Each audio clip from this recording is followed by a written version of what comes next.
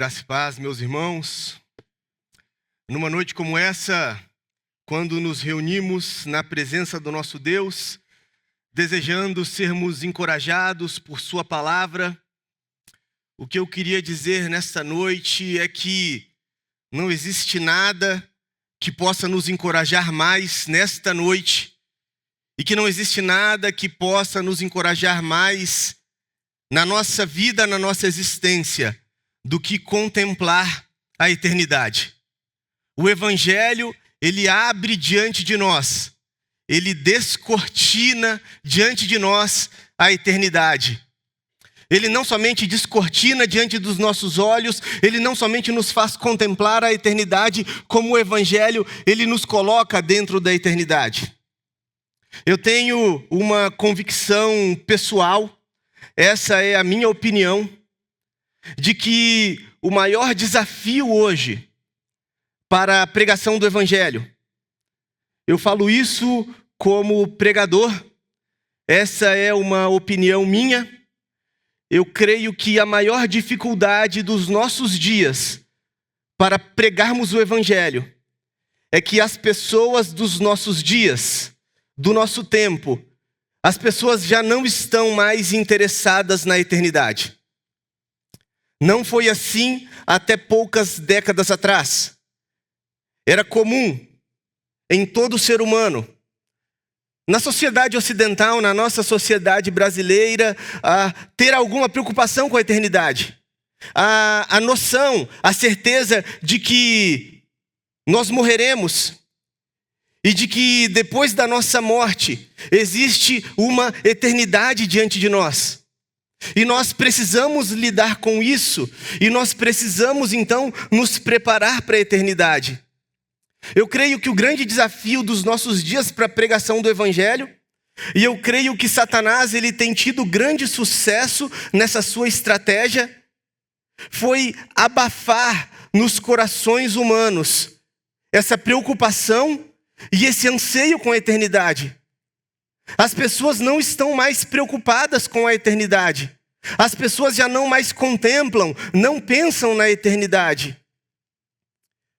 E meus irmãos, essa mentalidade, eu creio que ela tem de alguma maneira manchado a pregação do Evangelho. Como a eternidade perdeu a sua importância. São muitos pregadores e são muitas igrejas que têm buscado a relevância do Evangelho em outros lugares que não na eternidade, que não na vida eterna. Buscam pregar um Evangelho que seja relevante para a política. Buscam pregar um Evangelho que seja relevante para um ativismo social. Um Evangelho que seja relevante para a prosperidade material, financeira. Um Evangelho que encontre a sua relevância, talvez, num certo conforto existencial ou psicológico, um conforto consigo mesmo.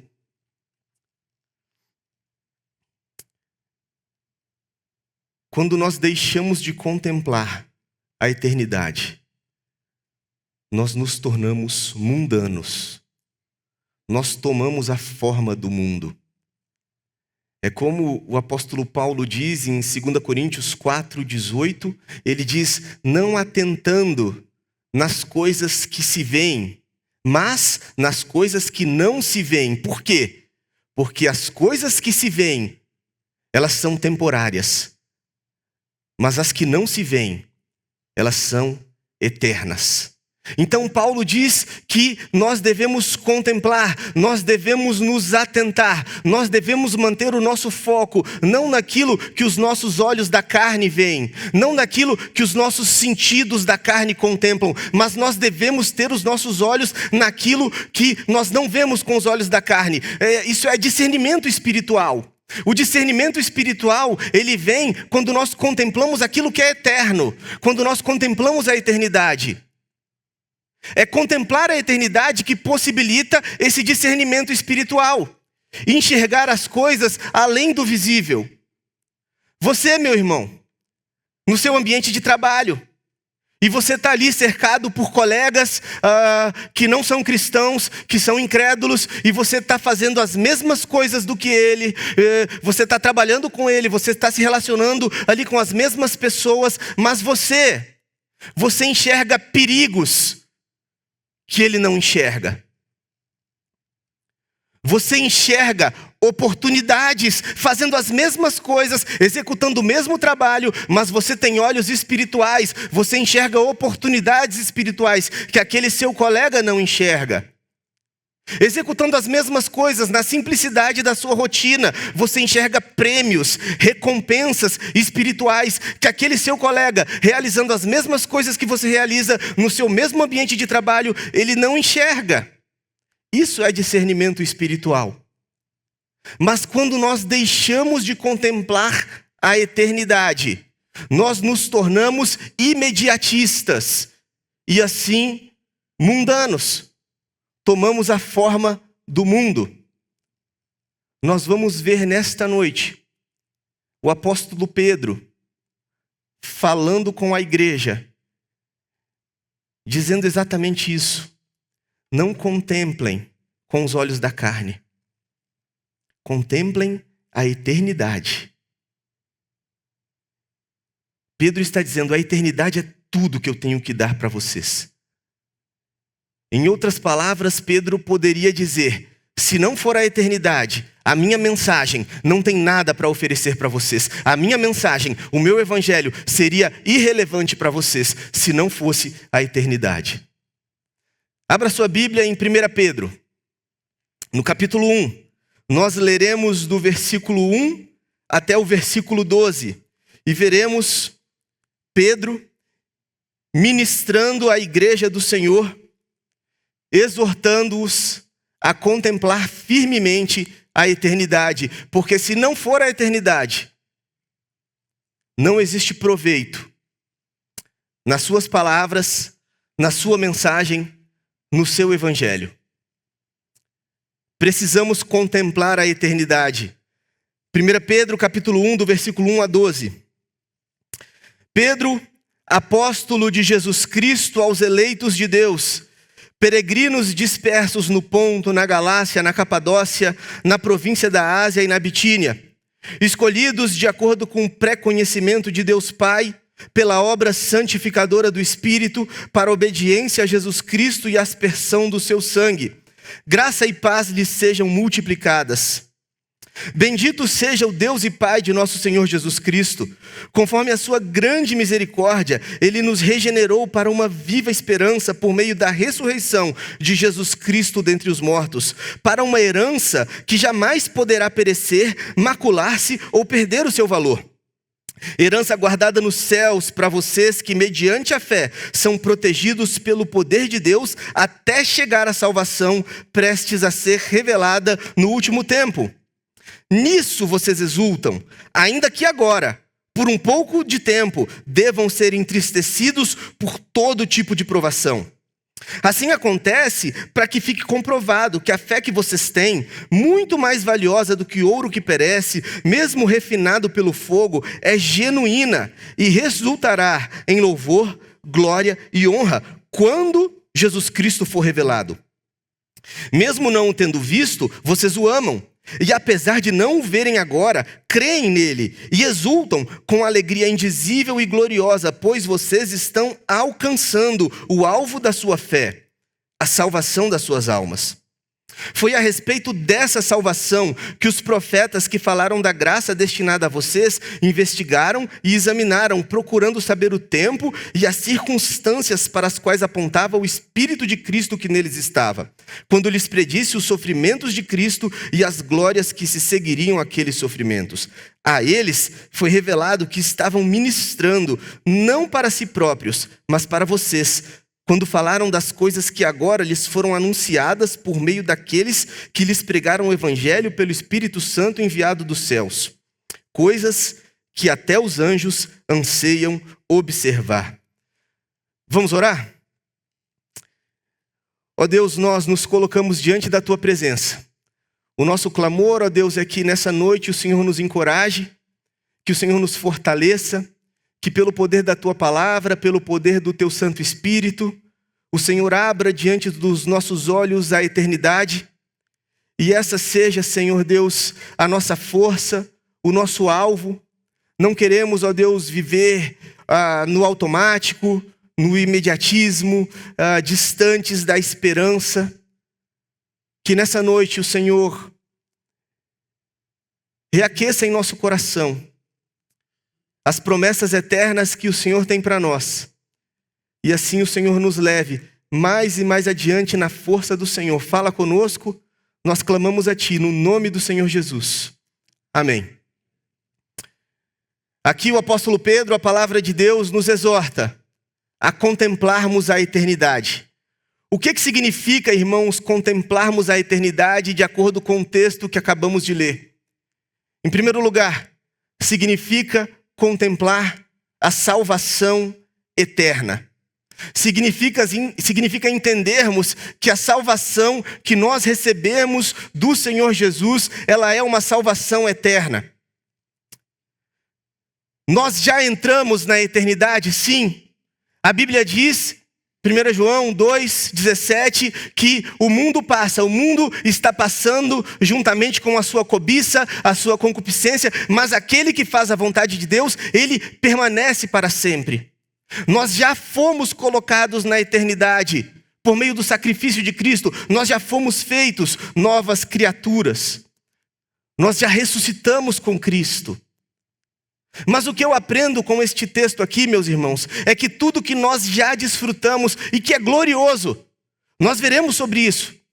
Pedro fala sobre isso. O que nós já temos com Cristo hoje, no tempo presente, é glorioso. Mas comparado com o que ainda nós vamos desfrutar na eternidade futura, depois que Jesus voltar para nos buscar, é pequeno. São apenas os primeiros frutos. Nós ainda temos muito, imensuravelmente muito, para desfrutarmos da nossa salvação. E Pedro aqui, ele está chamando a atenção para este aspecto futuro, essa eternidade futura. Nós devemos contemplá-la, nós devemos manter os nossos olhos na eternidade futura. Aliás, essa é a própria definição de fé. Em Hebreus 11:1, a fé, ela é a certeza daquilo que esperamos. É a convicção de fatos que ainda não vemos, mas é uma certeza, nós aguardamos. Sem fé é impossível agradar a Deus, porque aquele que se aproxima de Deus precisa crer que Ele existe e que Ele recompensa aqueles que o buscam. E foi assim Abraão contemplava uma pátria superior, da qual o próprio Senhor Deus era o arquiteto e construtor. É algo que ainda está diante de nós. E aqui Pedro, então, ele está escrevendo para essa igreja. E é uma igreja, meus irmãos, que está para passar cada vez mais por terríveis sofrimentos. É uma igreja que está para sofrer terrivelmente nas mãos do Império Romano, o imperador Nero. Esse imperador que era lunático, ele era verdadeiramente louco. E em determinado momento, ele direciona toda a sua ira, toda a sua perseguição contra os nossos irmãos cristãos. E Nero usava os cristãos como tochas humanas para iluminar as noites da cidade de Roma. Coisas terríveis aconteceram e estavam para acontecer com os nossos irmãos aqui, a quem Pedro endereça essa carta para encorajá-los diante dessa terrível experiência que eles deveriam experimentar. Pedro diz aqui com uma certeza: vocês devem ser entristecidos, isso vai acontecer, isso é inescapável, isso está diante de vocês. E talvez eles não imaginassem o tamanho da tristeza, do sofrimento que viria. E diante deste tamanho sofrimento, o que Pedro está falando aqui? Ele está falando: se não for a eternidade, eu não tenho consolo para vocês. Se vocês não se apegarem firmemente ao que está diante de vocês, ao que vocês estão alcançando, ao que está reservado para vocês, não existe consolo, não existe serventia no meu evangelho. É por isso que Pedro aqui, ele já começa a sua carta na sua saudação, no versículo 2, dizendo como que eles estão seguros para essa salvação. Eles foram escolhidos por Deus na eternidade passada, antes da fundação do mundo. Deus os amou, Deus os escolheu. Deus os reservou para que Cristo obedecesse, derramasse o seu sangue em favor deles e para que o Espírito Santo pudesse santificá-los. Pedro está lembrando para esses irmãos, olha, a eternidade de vocês está garantida. É isso que ele diz. Versículo 3, ele nos regenerou, nascemos de novo para uma viva esperança. Olha o versículo 4, uma herança que nunca vai estragar, nunca vai se manchar, nunca vai perder o seu valor, e ela está guardada. Ela está preservada. Ela está entesourada, segura pelo próprio Deus. Ele está guardando essa herança para vocês. Mas Pedro vai além. Deus, ele não está somente guardando essa herança futura para vocês, mas Deus também está guardando vocês para essa herança futura. E por isso vocês podem ter certeza de que vocês vão chegar e vão alcançar, vão receber essa herança. Ele diz, a herança guardada nos céus para vocês que mediante a fé são protegidos, são guardados pelo poder de Deus, mediante a fé, até chegar a salvação, que irá se revelar no último tempo, no dia da volta do nosso Salvador. Vocês têm uma herança segura, protegida, guardada, e vocês mesmos são guardados para essa herança pelo poder de Deus, mediante a fé. Como se Pedro estivesse dizendo, a única forma pela qual você poderia perder essa herança seria se você perdesse a sua fé. Mas o que Pedro está dizendo, Deus não deixará você perder a sua fé. Meu irmão, minha irmã, você acordou hoje crendo no Senhor Jesus? Ele é o Filho de Deus, Ele é o Salvador da sua vida, o Salvador da sua alma. Você crê nisso? Jesus verdadeiramente morreu na cruz e morreu pelos seus pecados. Você crê nisso? Sabe por que você crê nisso? Porque Deus está aguardando ativamente a sua fé. Deus está te protegendo. Deus está te preservando. E você vai chegar lá pelo poder do próprio Deus. É muito sugestivo, é muito encorajador para nós que Pedro esteja falando isso, porque Pedro sabe, por experiência própria, o que significa isso. Nós sabemos, naquela última refeição do Senhor Jesus com seus discípulos, quando o Senhor Jesus ele dá uma solene advertência para Pedro. Ele fala, Pedro, Pedro, Satanás requereu todos vocês, para vos peneirá-lo como trigo. Mas eu orei por você. Por que eu orei por você, Pedro? Para que a sua fé não desfaleça. Para que a sua fé, o termo ali no grego é para que a sua fé não se apague.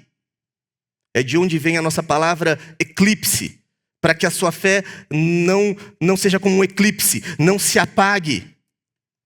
A sua fé permaneça. E quando você retornar, você vai ser um instrumento de encorajamento na minha mão para todos os seus irmãos.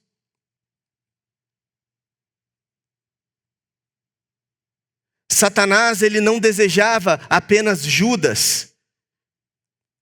O Senhor Jesus fala no plural, ele requereu, ele demandou todos vocês. Mas Jesus ora especificamente em favor de Pedro, porque Jesus sabia que a prova que Pedro teria pela frente seria muito terrível. Satanás tentaria Pedro terrivelmente. E Pedro fracassa terrivelmente. Ele nega o seu Salvador por 3 vezes, lançando até pragas, lançando até maldições. Você imagina o que Pedro passou? Eu imagino. Não foi fácil para o apóstolo Pedro. Os dardos inflamados do maligno que ele teve que suportar. As acusações do maligno. Pedro, qualquer um poderia ter negado Cristo, Pedro, você não. Pedro, você estava entre os 12, Pedro. Como você foi capaz de ir tão longe? Você viu todos os milagres. Pedro, você era do grupo mais seleto do mestre. Pedro, Tiago, João, sempre os 3. Pedro, você foi o único que andou sobre as águas. Pedro, você subiu o monte. Você viu Cristo do lado de Moisés e Elias. Como que você pôde negar a Cristo de maneira tão covarde, Pedro? Pedro, não tem mais jeito para você.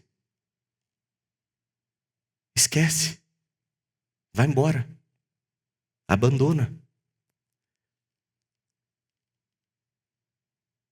Mas Jesus diz, Pedro, eu orei por você. É isso que o apóstolo Pedro está falando.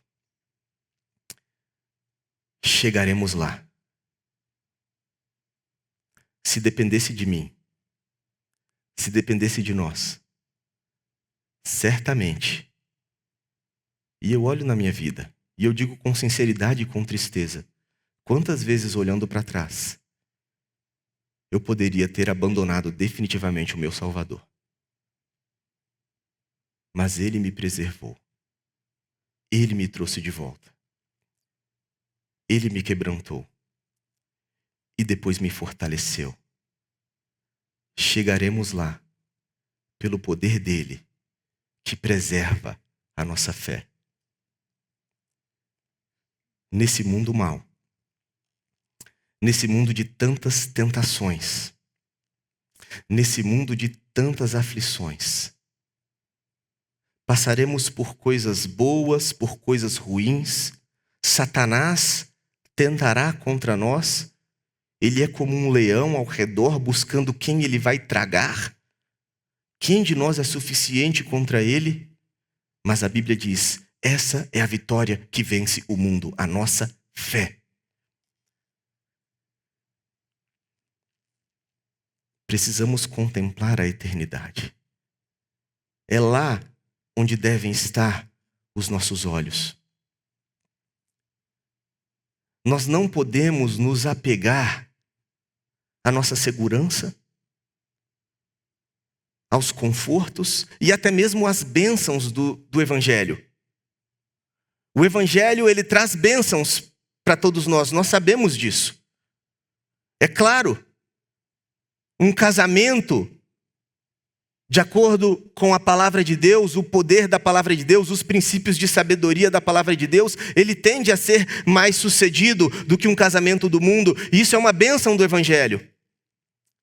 Filhos criados no temor da palavra de Deus, na sabedoria, no conselho da palavra de Deus, tendem a ser filhos mais bem-sucedidos.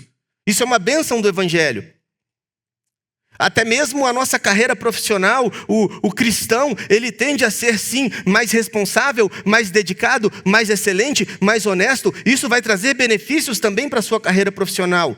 E o Senhor Deus há de abençoá-lo. Isso é uma bênção do Evangelho. Mas são bênçãos do Evangelho.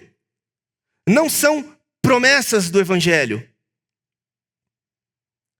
A verdade, meus irmãos, é que nessa vida nós não temos segurança plena.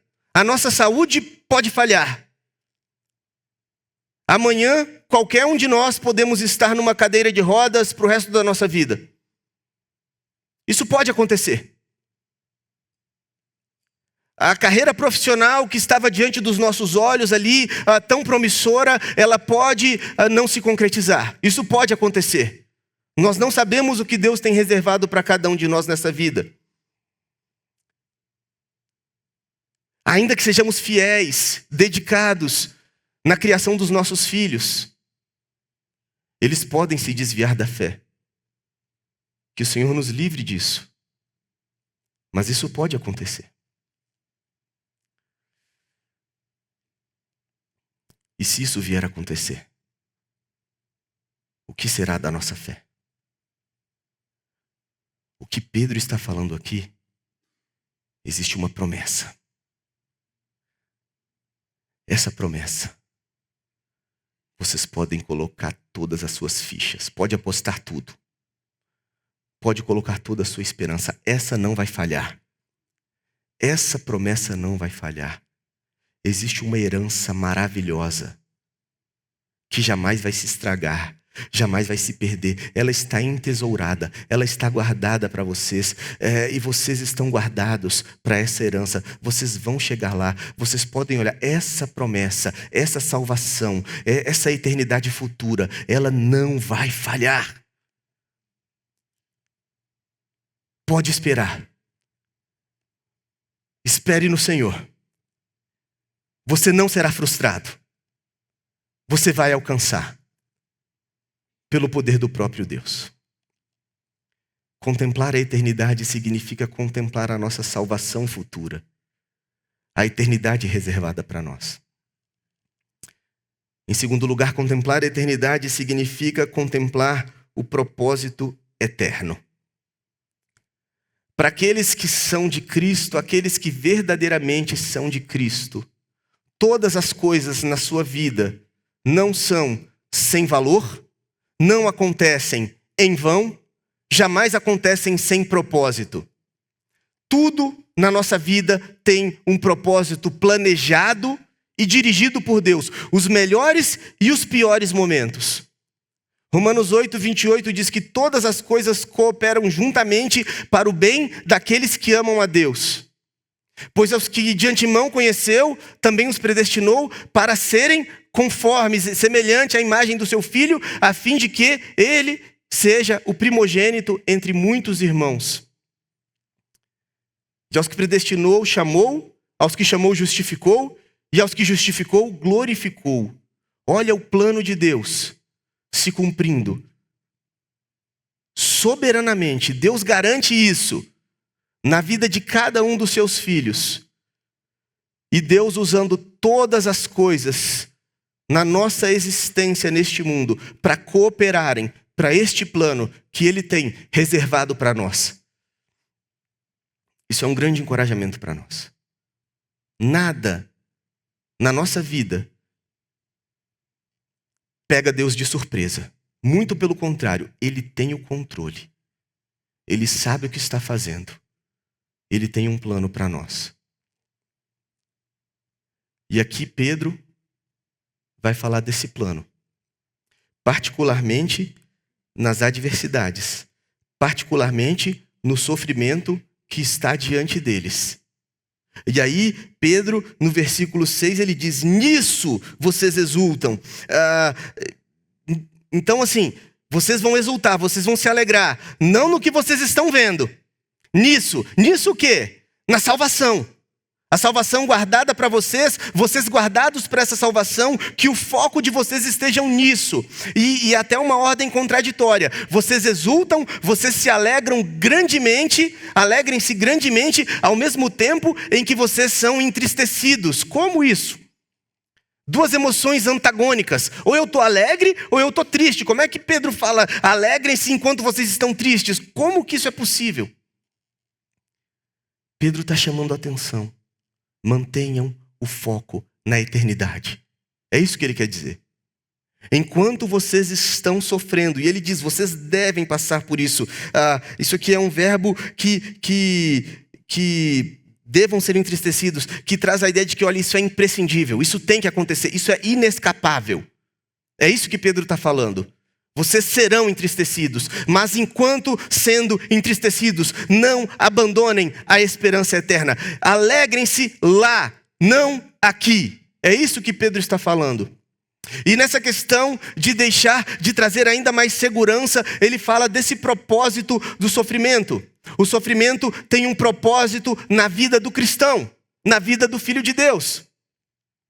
Um propósito triplo. Pelo menos triplo, eu enxergo aqui nessas palavras de Pedro. Em primeiro lugar, Pedro diz aqui, confirmar a sua fé. Confirmar a sua fé. Confirmar a minha fé. Você crê em Jesus? Crê mesmo? Tem certeza disso? A sua fé é verdadeira? Ou foi uma emoção passageira?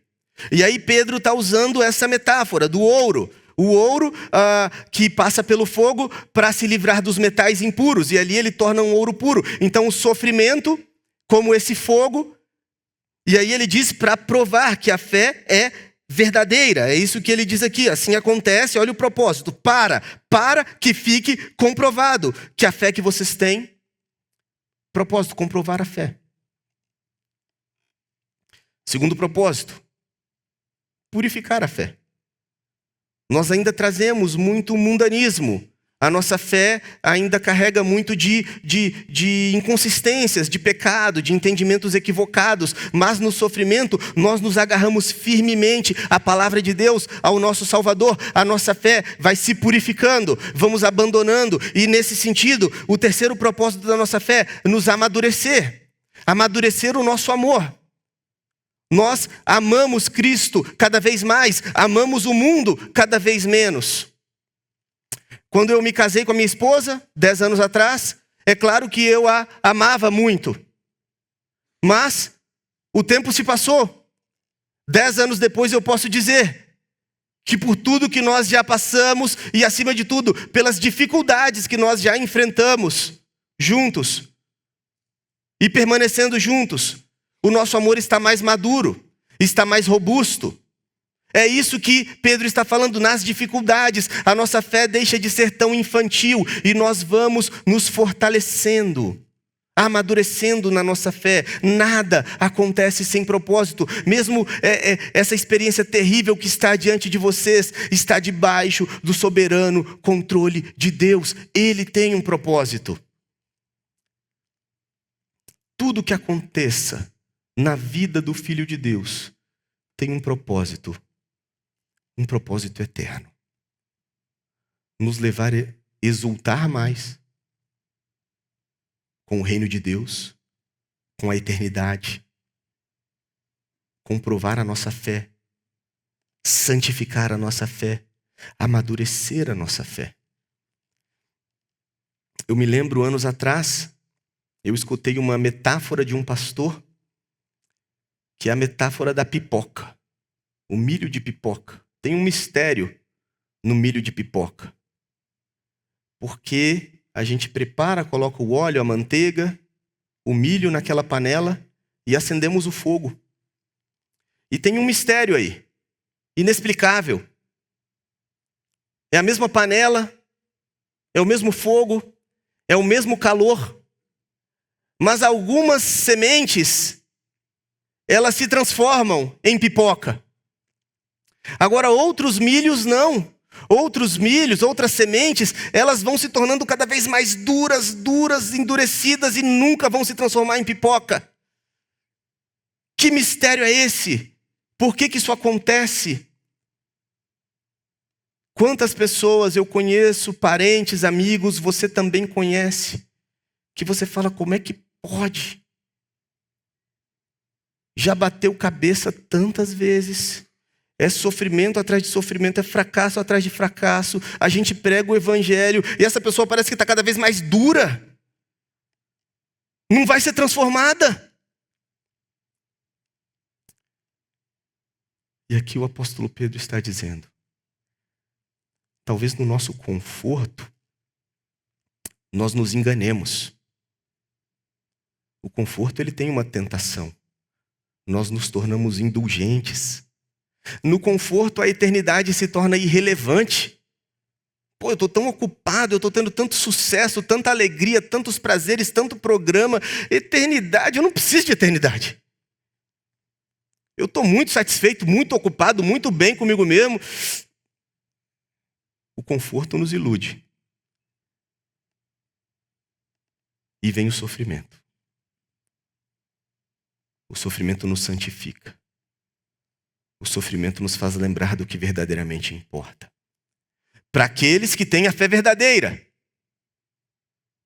Quantos eu conheço também que por meio do sofrimento se decepcionaram com Deus e abandonaram a Deus. E mostraram no final das contas quem era o seu Deus.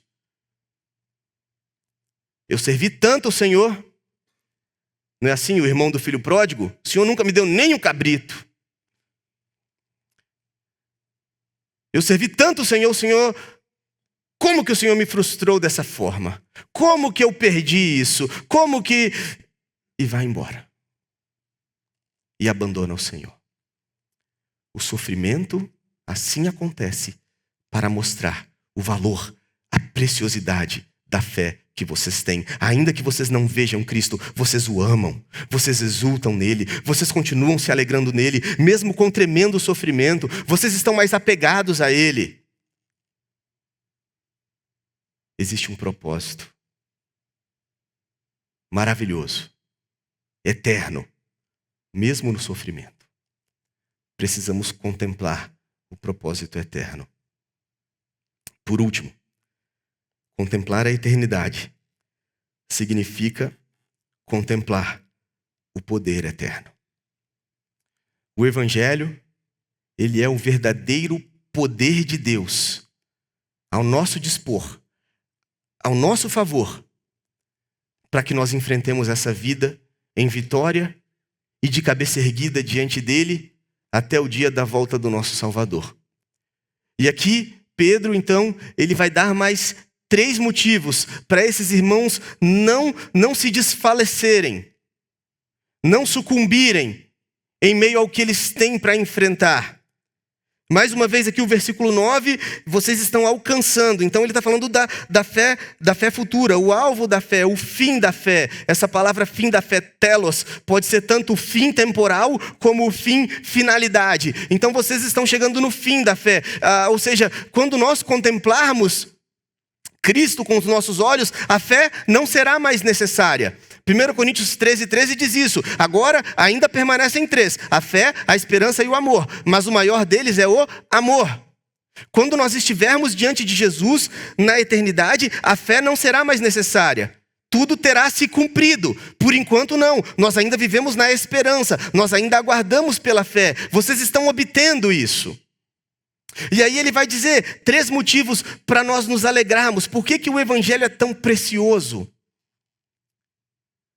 Porque ele é a concretização das promessas proféticas. Ele vai dizer, foi a respeito dessa salvação. Olha o que vocês alcançaram. Os profetas, eles investigaram, examinaram, eles estavam procurando saber, eles queriam enxergar, contemplar, receber o que vocês receberam. E eles não receberam. Era para vocês. Os profetas, pensa Isaías, Daniel, Jeremias... Até os anjos estão interessados, os anjos que contemplam desde a eternidade passada todo o poder de Deus. Eles agora estão examinando vocês, igreja do Senhor, coisas que os anjos anseiam observar. Esse verbo observar é investigar, é prescrutar, é realmente examinar de perto. Os anjos estão observando você. Porque você carrega o poder de Deus. Porque você carrega o poder do Evangelho. É isso que Pedro está dizendo. Em terceiro lugar, foi para vocês. Vocês são alvo das promessas e do poder do Evangelho. Eu me lembro do testemunho do Senhor Jesus a respeito de João Batista, em Lucas 7. O Senhor Jesus faz um elogio maravilhoso a respeito de João Batista. Ele fala, de todos os homens que já pisaram aqui na terra, é isso que ele diz. Todos os nascidos de mulher, ou seja, todos os homens que já pisaram nessa terra.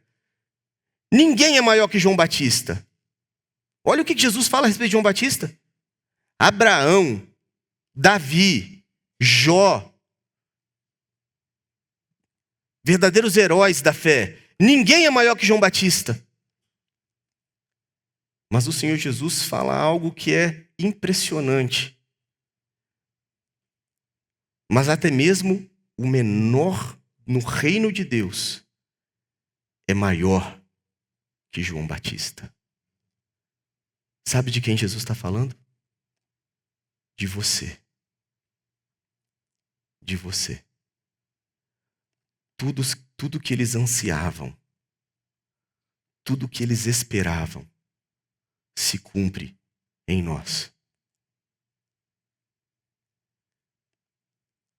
A regeneração pela fé. O batismo, a habitação, permanência do Espírito Santo. Um novo coração diante de Deus. Isso não se cumpriu de maneira plena, nem na vida de Davi, nem na vida de Jó. O Senhor Jesus, quando Ele está falando com seus discípulos, lá no Evangelho de João, capítulo 14, 15 e 16, Ele fala do Espírito Santo prometido. Ele fala, esse Espírito, Ele habita entre vós, mas chegará o dia que Ele estará em vós. As promessas da nova aliança chegaram a nós. Temos todo o poder, toda a capacidade, toda a capacitação, toda a virtude de Deus derramada em nós. É isso que Pedro está falando. Olha o tesouro que chegou a vocês. Nós não temos desculpas para andarmos distraídos, enfraquecidos, sonolentos por este mundo. Nós temos todo o poder do Evangelho a nosso dispor. É isso que Pedro está falando. Olha essa preciosidade que vocês receberam. Os anjos desejam observar, os profetas desejavam receber, mas vocês receberam. Temos tudo a nosso dispor. A questão é se temos nos beneficiado deste poder que está a nosso favor. Contemplar a eternidade significa viver fortalecido por este poder que habita em nós, pelo Espírito Santo do Deus eterno. O que esse texto nos ensina, meus irmãos, é que tudo o que o Evangelho nos oferece é a eternidade. O Evangelho não é imediatista. É uma esperança viva, uma esperança eterna. Se nós temos nos tornado imediatistas, é porque talvez tenhamos uma fé enfraquecida, uma fé sonolenta, ou até pior, uma fé morta. Tudo que o Evangelho nos oferece, e é precioso, e alcança o nosso coração, e deve ser o foco das nossas almas, é a eternidade conquistada, guardada, preservada, prometida, e para onde vamos, estaremos lá, pelo poder do nosso Deus, que nos guarda, tem nos guardado, nos guardará até o fim. Vamos orar? Feche seus olhos.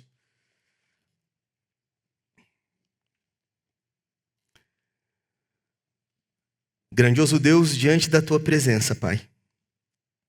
O nosso clamor nesta noite é que o nosso coração seja fortalecido no íntimo das nossas almas pelo poder do Evangelho, poder da Tua palavra, poder do Teu Santo Espírito. Ó Deus, que nenhum de nós venha vacilar na fé. Fortalece, Senhor Deus, aquele que está vacilante. Fortaleça, Senhor Deus, aquele que está abrindo mão da sua esperança.